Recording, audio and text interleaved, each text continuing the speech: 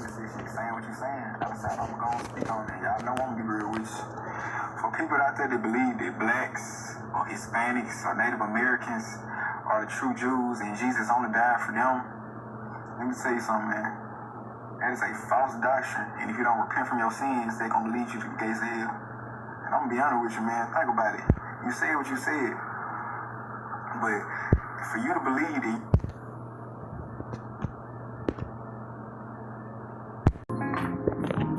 et shalom, shalom. Alors tout d'abord, j'aimerais rendre gloire, hommage à Yahweh, Bahashem, Yahweh Shai, Bahashem, Hakodash, Yahweh qui est le nom du Père Tout-Puissant, Bahashem qui veut dire au nom, Yahweh Shai qui est le Fils, Bahashem, Hakodash qui est le Saint-Esprit.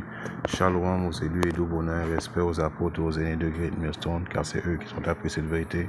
Et salutations, croyants et croyantes. Ici, frère Amos de Montréal, et à vous seulement, je dis shalom. Alors, allons tout de suite à un précepte pour justifier qu'est-ce que ce individu-là, Jake, comme nous, soi-disant des Israélites qui essaie de sauver tout le monde, non seulement qui essaie de sauver tout le monde, il est en train de dire que la doctrine des Hébreux israélites disant que nous sommes le peuple choisi de Yahweh Shimashai est une fausse doctrine qui va nous amener à l'enfer. Right? Premièrement, il ne sait même pas c'est quoi l'enfer. L'enfer, c'est pas une place où on brûle à jamais. Right? L'enfer, c'est une condition, mais d'après eux, les chrétiens, l'enfer, c'est une place qu'on brûle à jamais. C'est encore une fois que ça démontre qu'ils ne connaissent rien dans l'écriture. Right? À 2 Pierre 1:20, il est écrit: sachant ceci d'abord que nulle prophétie de l'écriture ne vient d'aucune interprétation personnelle. Alors on vient de voir une interprétation personnelle de cet individu, right? Qui dit premièrement que les soi-disant dits négros, les soi-disant dits latinos, les soi-disant dits amérindiens ne sont pas les peuples choisis de Yahweh Shimashai. C'est un blasphème envers Yahweh Shimashai. Et de dire que toutes les... Parce que si je continue la vidéo, il prétend que de dire ça, c'est de percevoir notre sauveur et sauveur comme raciste, right? Et le mot raciste, qu'est-ce que ça veut dire, le mot raciste? Ça veut dire, en général, il est pour son peuple, il est pour sa nation. Car c'est pas une question de couleur, de noir ou blanc ou jaune. De toute façon, noir, on n'est pas noir, nous sommes tous des différents teints de brun, right? Et il saurait que le diable, l'homme rouge, n'est pas... et qu'il soit l'homme blanc, l'homme rouge n'est pas blanc. Right? Il est plutôt rouge, right? Il a un manque de pigmentation, c'est pour ça qu'on peut voir à travers sa peau ses veines, right? Mais il n'est pas rouge. Donc, ce n'est pas une affaire que Yahweh Shimashai va venir pour les Noirs. Yahweh Shimashai vient sauver son peuple, sa nation, c'est une affaire de sang. Ça remonte de la semence de ton père. Si de ton sang tu es directement descendant d'Abraham, Isaac et Jacob. Right, ça détermine si tu es un Israélite. Donc, dans une nation, il y a plusieurs, comme, entre parenthèses, couleurs, right? Les soi-disant dits amérindiens, il y en a qui ont de la pigmentation, il y en a qui en ont moins, right? Les soi-disant dits latinos, la même chose, les soi-disant dits, la nation le royaume du Sud qui est composé de Juda, Lévi et puis Benjamin, c'est la même chose. On a plusieurs degrés de pigmentation, différentes couleurs. Alors, c'est pas une question de couleur, mais une question de nation. Right? C'est comme aussi, je pourrais vous dire que dans la nation de EKI, sur l'homme rouge, l'homme blanc, il peut y avoir aussi des soi-disant dit hommes noirs.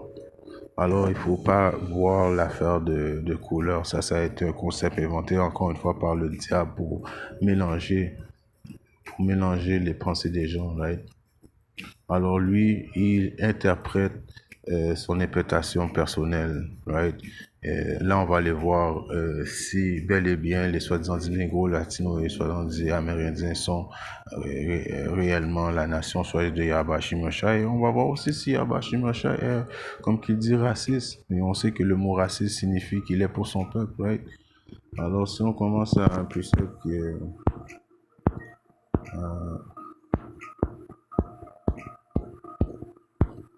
Matthieu 1 et 21, il est écrit: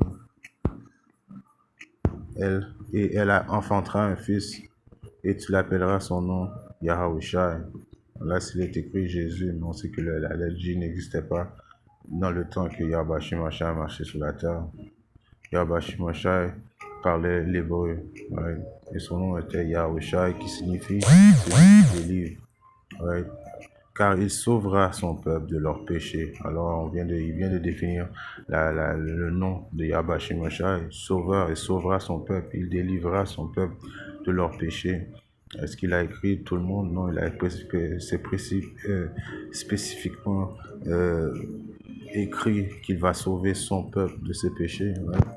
Juste pour continuer à Matthieu, c'est comme des prétextes, des versets de base qu'on va voir, qu'on voit la vérité. C'est écrit noir sur blanc.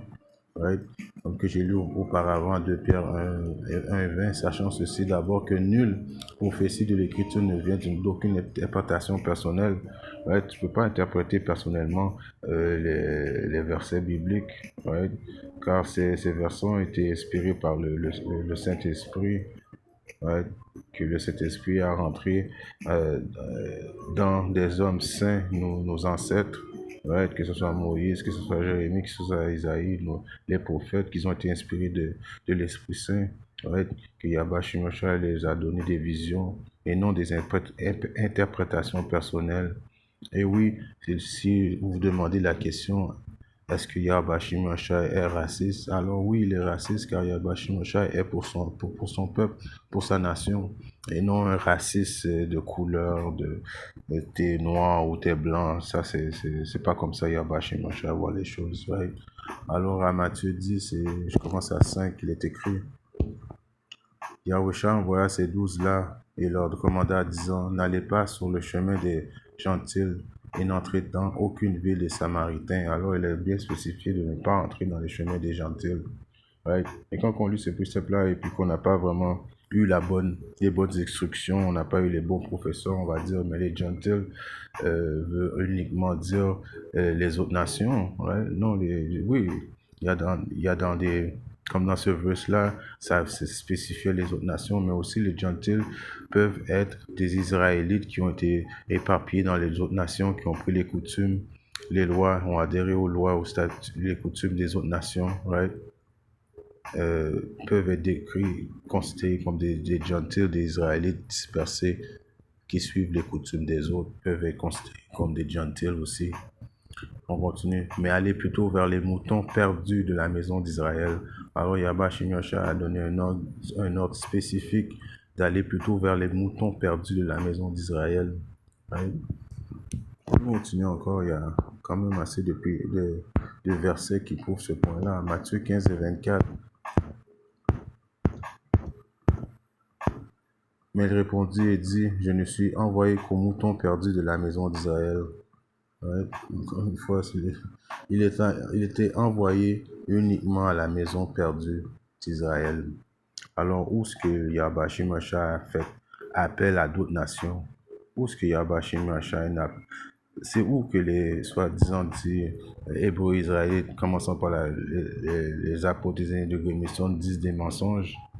Alors, tous ceux qui vont contre la doctrine, la vraie doctrine, la 100% doctrine des hébreux israélites, commençant par le GMS, disant que les latinos, les soi-disant dit latinos, les soi-disant dit négros, les soi-disant dit amérindiens sont en réalité le peuple de Yahweh Shimashai, et ils vont contre cette vérité-là, ils vont se faire détruire. C'est comme un gars, comme on a vu, le gars principalement qui a commencé cette vidéo-là, blasphème, lui, éventuellement, il va se faire détruire. Right? D'après son cœur, lui pense qu'il a raison. D'après son cœur, il a lu 2-3 préceptes. Il pense pouvoir décoder les mystères du livre. Mais en réalité, Yahweh Shimashai l'a aveuglé. Est-ce que Yahweh Shimashai peut le réveiller avant le salut arrive? Oui. La porte du salut est encore ouverte, mais il doit repentir. Right? Parce que c'est écrit noir sur blanc. Right? Toutes les préceptes qu'on vient de lire jusqu'à maintenant, les 2-3 préceptes qu'on vient de lire jusqu'à maintenant, on aurait juste pu fermer la leçon et puis juste, right? Mais on va continuer. Si on va maintenant à Romains 11, je commence à 26. Et ainsi tout Israël sera sauvé. Right? Alors tout Israël va être sauvé, mais principalement dans dans cette prochainement dans le jugement dans lequel Yahweh Shimashai vient amener très bientôt. Ça va être juste les optimistes élus qui vont être sauvés, ceux qui comprennent cette vérité, c'est ceux qui enseignent la 100% vérité, ouais, et non des mensonges que Yahweh Shimashai vient sauver tout le monde. Yahweh Shimashai vient faire un bain de sang, vient détruire les impies, et il va commencer par sa propre maison, qui est la maison d'Israël. Alors tous ceux qui n'adhèrent pas aux lois, statuts et commandements, ceux qui disent des blasphèmes concernant Yahweh Shimashai, disant que les soi-disant dits négros, les soi-disant dits latinos, les soi-disant dits amérindiens ne sont pas le peuple choisi de Yahweh Shimashai, vont devoir payer le prix pour ça. Ouais. Et ceux qui ne comprennent pas que Yahweh Shimashai est bel et bien raciste, qu'il est pour son peuple, Yahweh Shimashai n'a aucun amour pour aucun autre peuple que Israël. Right? Alors, si on relit ainsi, tout Israël sera sauvé. Alors, comme que je dis, Israël, les optimistes élus vont être sauvés. Et éventuellement, les 2 tiers qui vont devoir périr vont ressusciter dans le royaume. Comme il est écrit, il sortira de Sion, Sion, le libérateur, et détournera l'impiété de Jacob. Alors de Sion, qui représente encore Israël, le libérateur qui est Yahushai, il détournera l'impiété de Jacob. Alors il va pardonner tous les péchés de Jacob éventuellement. Ouais.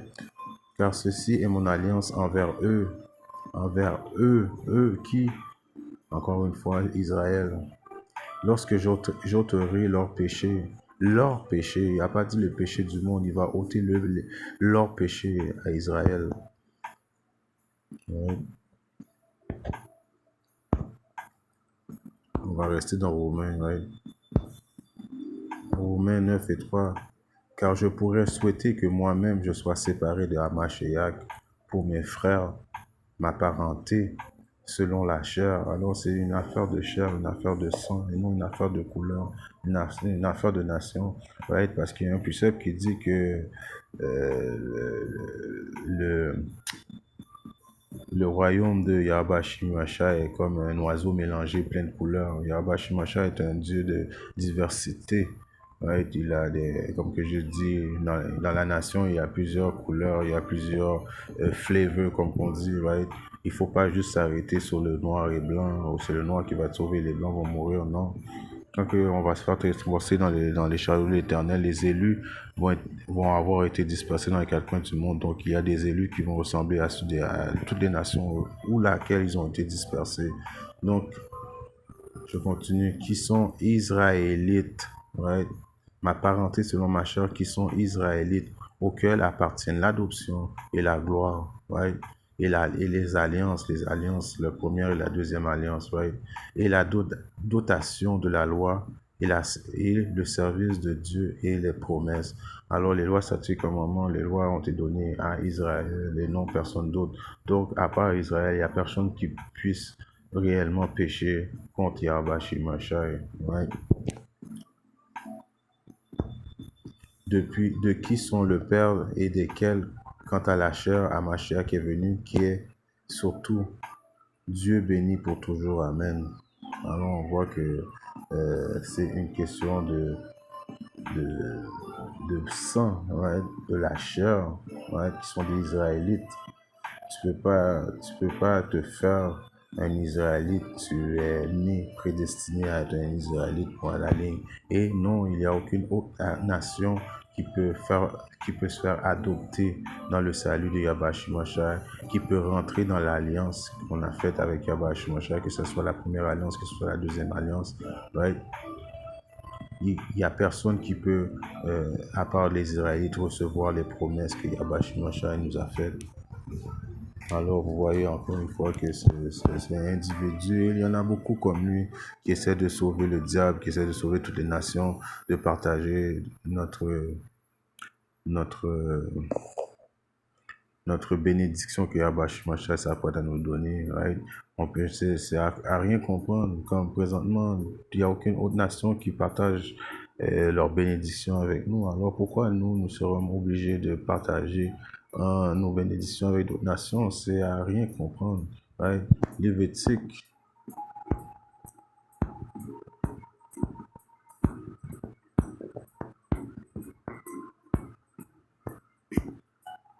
26,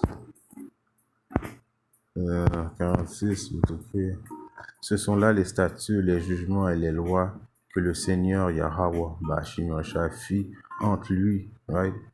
Je répète, ce sont les statuts, les jugements, les lois, statuts, commandements que le Seigneur fit entre lui et les enfants d'Israël au mont Sinaï par la main de Moïse. Vous voyez encore une fois, c'est avec les enfants d'Israël. Sinon, ça aurait été écrit avec le monde entier, avec Moab, non. Avec les Édomites, non. Aucune autre nation a fait part des lois, statuts et commandements que Yahweh Shemeshah nous a donnés. Seul avec les enfants d'Israël, il a conclu une alliance, à jamais éternelle, une promesse qu'il a faite à nos descendants, Abraham, Isaac et Jacob. Et personne ne peut prendre part de ces bénédictions-là. Encore une fois, on ne peut pas interpréter les préceptes n'importe comment. Il faut prouver tout ce qu'on dit, et il faut pas se fier au cœur, car le cœur est trompeur. On peut pas faire confiance au cœur. Comme on dit, le cœur est wicked, comme on dit en anglais. Extremely wicked. Psaume 105 et 6. Ô vous, semence d'Abraham, semence qui veut dire progéniture d'Abraham, son serviteur, vous, enfants de Jacob, qu'il a choisi. Il a choisi les enfants de Jacob pour l'éternité. Il est le Seigneur, notre Dieu, notre. Ses jugements sont sur toute la terre. Et s'il s'est souvenu de son alliance pour toujours, alors l'alliance, que ce soit la première, la deuxième alliance, il s'est souvenu de ça pour toujours, qu'il a fait ça avec Israël. That's it, pour personne d'autre. Toutes les autres nations ont été créées pour éventuellement nous servir. La parole qui commanda à 1000 générations, laquelle l'alliance il fit avec Abraham et son serment à Isaac. Et il confirma le même à Jacob en une loi et à Israël en une alliance septiternelle. Alors une alliance éternelle, une alliance à jamais, une alliance où que personne, à part les Israélites, peut se faire adopter. Quand il parle des Gentiles qui vont se faire adopter dans l'alliance, ce sont les Israélites dispersés dans les quatre coins du monde qui ne savaient pas en réalité qu'ils étaient des Israélites. C'est ça, ça veut dire. Si on regarde un autre précepte, qui est dans le psaume, je vais rester dans le psaume 119 maintenant, et 155.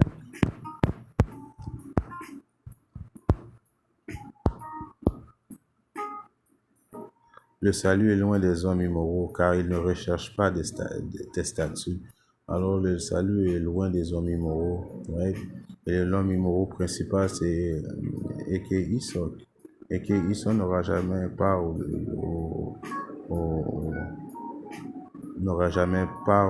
au salut de Yahbashim Yahushai. Les autres nations, la seule Yahbashim Yahushai va les mettre en esclavage pendant une période de 1000 ans, mais éventuellement ils vont pouvoir aller chacun dans leur pays. Donc ça démontre la grâce de Yahbashim Yahushai. Et les autres nations n'auront jamais la vie éternelle, mais ils vont avoir quand même un genre de clémence faite par Yahbashim Yahushai parce qu'il est un Dieu juste, mais et qu'il sort l'homme rouge, l'homme blanc, après ces 1000 ans de travaux forcés, d'esclavage sévère, va être détruit, parce qu'il est l'homme immoraux. On peut voir ça à Hébreu.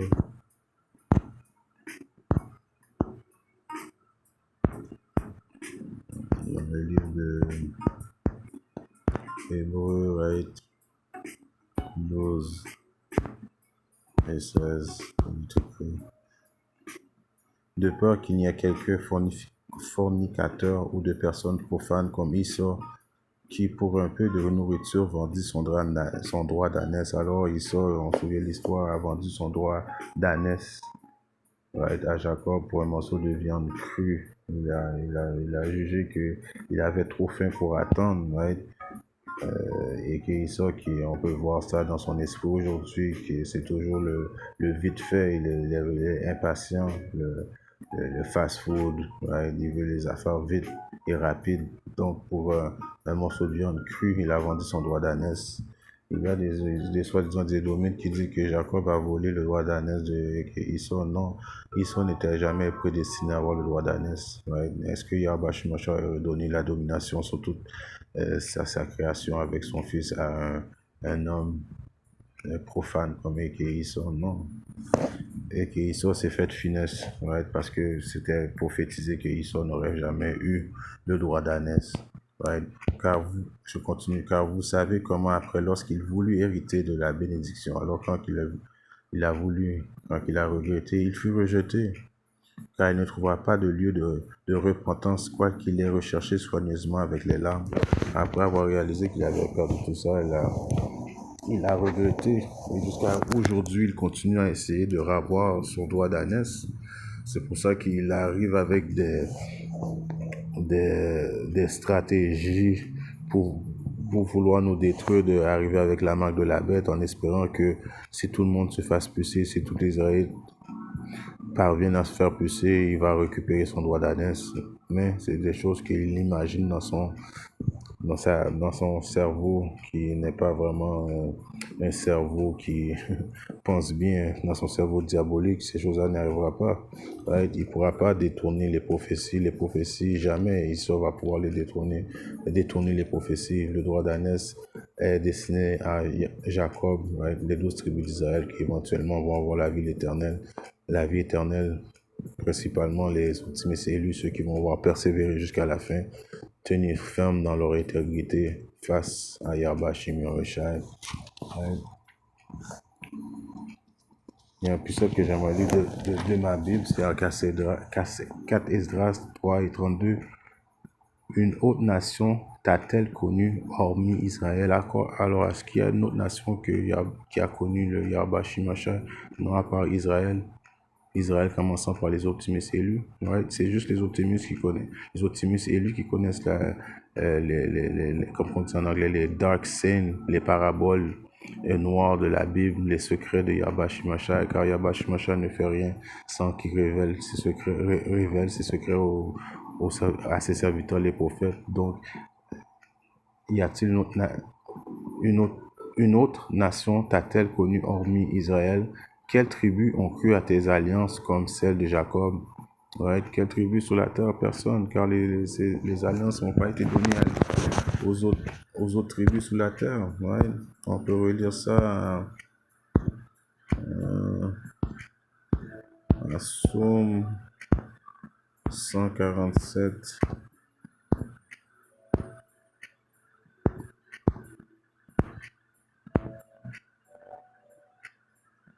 C'est laquelle?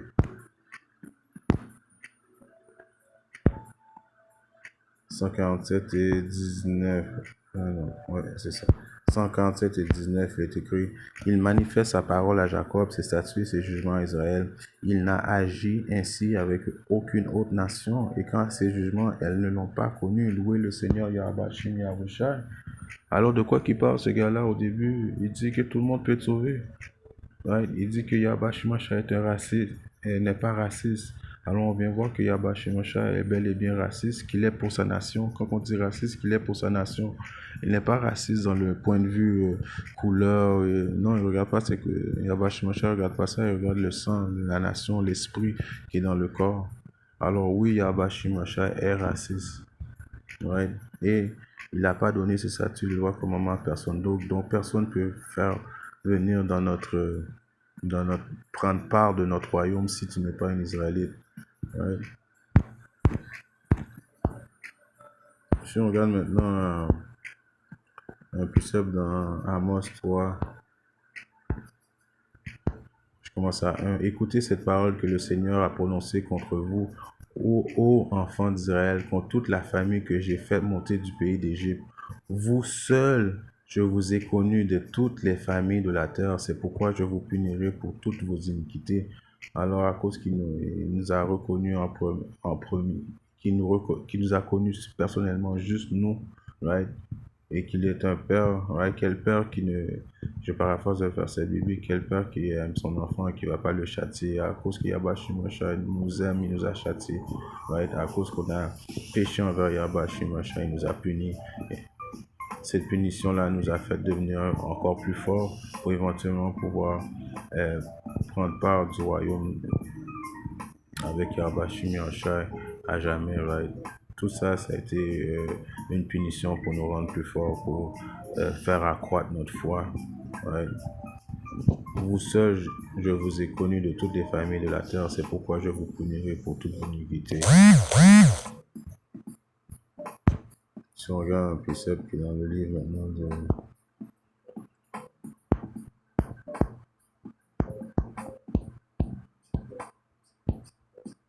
Ah, je suis pas sûr. C'est vrai que...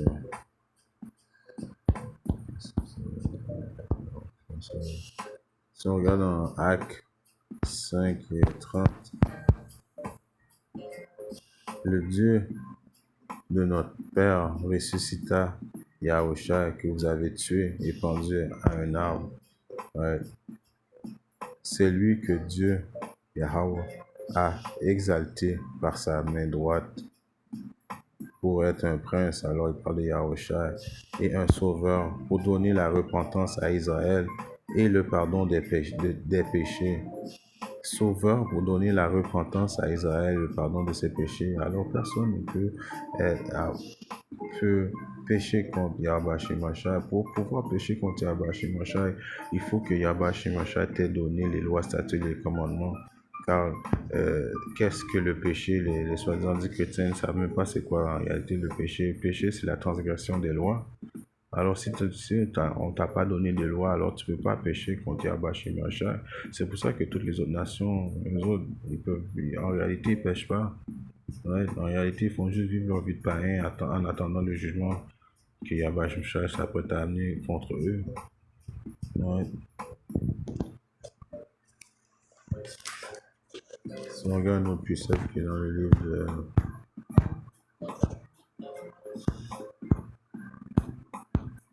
Isaïe, ouais, 45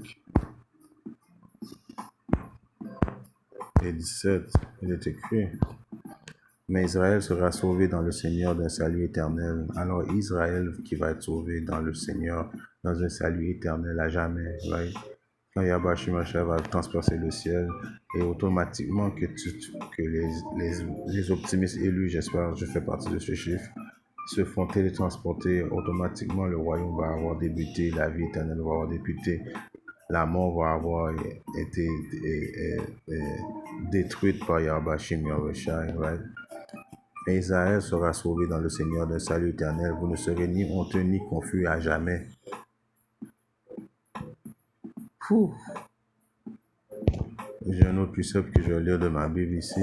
C'est à Siracide 36 et 17. Seigneur, aie pitié de ton peuple, celui qui porte ton nom. Alors, Israël porte le nom de Yahba Shemashai, dont tu as fait ton fils premier. Montre ta bonté pour la cité où se dresse ton sanctuaire, pour Jérusalem, le lieu où tu résides. Alors avec qui que Yahba Shemashai réside? Avec Israël à jamais. Right? Alors oui, Yahba Shemashai vient uniquement pour sauver la nation d'Israël. Personne d'autre peut participer à ça. Il est impossible. Alors vous voyez quand les soi-disant dits chrétiens qui ils interprètent la Bible selon leurs émotions à cause qu'ils sont des gens, les hommes principalement des soi-disant dits chrétiens, les soi-disant dits israélites qui sont chrétiens sont émotifs, car la plupart de ces gens, de ces hommes-là ont été élevés par leur mère émotionnelle. Donc quand ils rentrent dans la Bible, ils deviennent émotionnels. Right? Ils veulent sauver tout le monde, mais en réalité, ce n'est pas écrit ça. La vérité de Yahba Shemashai, ce n'est pas qu'il va venir sauver tout le monde. Yahba Shemashai a un précepte qui dit qu'il a la journée de vengeance dans son cœur.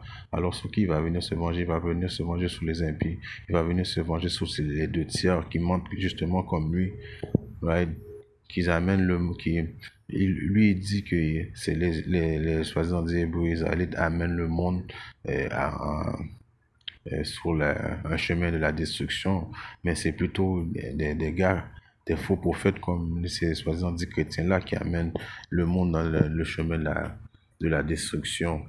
Comme, encore une fois, comme que je vous dis, il se peut bien que Yahba Shimosha le fasse repentir et Yahba Shimosha à la dernière minute ouvre ses yeux, mais en attendant, il est perdu, il va dans une phase de destruction. Right? Si on regarde un précepte dans Joël 2 et 27, et vous saurez que je suis au milieu d'Israël, et que je suis le Seigneur votre Dieu, et non le Dieu de personne d'autre, right? Et qu'il n'y en a pas d'autre, et mon peuple ne sera plus jamais honteux, right? Je vais finir avec un dernier précepte parce que je pense que j'ai fait le point.